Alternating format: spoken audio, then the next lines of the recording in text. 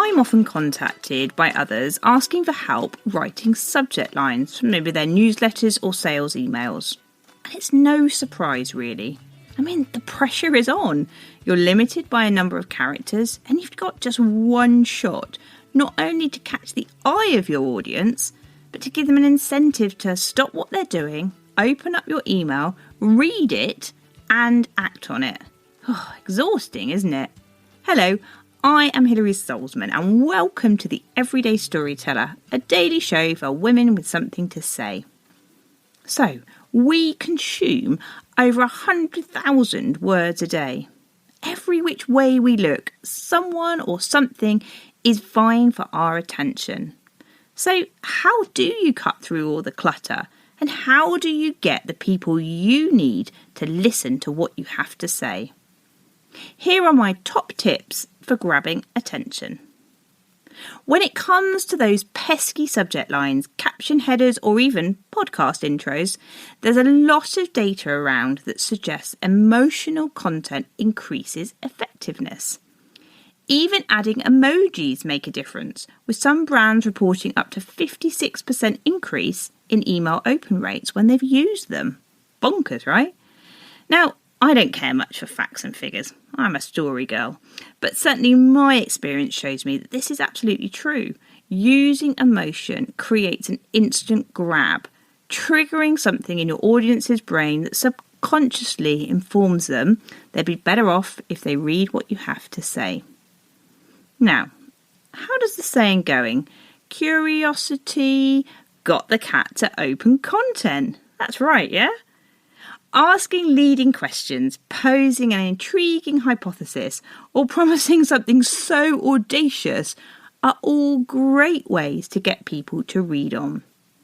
But don't forget to put the payoff in the first sentence, or else your audience might not stay hooked.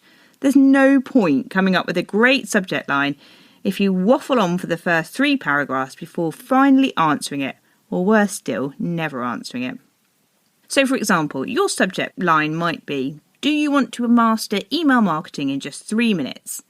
Don't start the email off by telling people how great you are at email marketing or about all the successes you've had. Answer the question. Do you want to master email marketing in just 3 minutes? Yes, great. Well, listen to my podcast and learn how. You can then fill in all the details in the rest of the email because you'll already have them hooked. Okay, tip number 3. Create urgency or FOMO, fear of missing out, with using time-bound offers, last chances and exclusivity.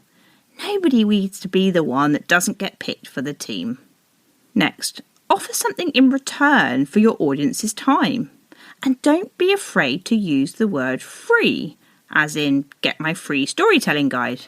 No, really you can. I've put a link in the show notes. And make it really easy to get with a simple call to action at the top of the email, not buried right at the bottom. And finally, and this will be no surprise that I'm including this, use stories to connect with your audience and create actions, like opening your email or clicking on a link. Keep it simple but personal. For example, Mary created awesome email newsletters using a very clever storyteller's top tips, and here's how she did it. So today, have a think first about what makes you open up an email, read a caption or watch a video, and what would turn you off completely. Have a go at putting some of these into play with your next newsletter or post.